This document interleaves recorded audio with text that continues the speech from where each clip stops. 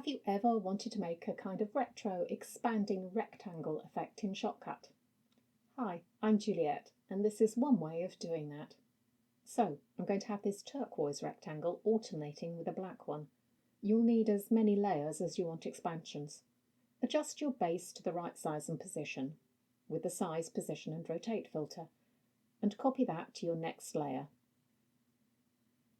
The second layer will be the first expansion. I think about 2 seconds of expansion is about right.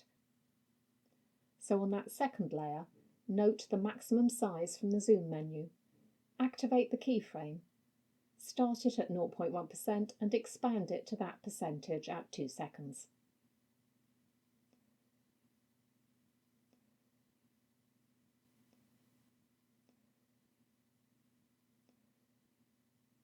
Copy and paste another bottom layer on top, on another track, and copy the filters from the previous layer, removing what's there first. And so on, alternating from as many expansions as you need. Now you'll have to carefully place each layer 1 second on from the previous one, so that the effect looks even. This is much easier if you choose easy numbers for your effect length. Here's what it looks like. Of course, this doesn't have to be done with coloured shapes.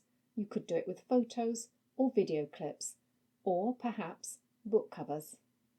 Although you'd probably need to have a longer transition with all of those, so people have time to take in what they're looking at. This video has some other Shotcut effects you could try.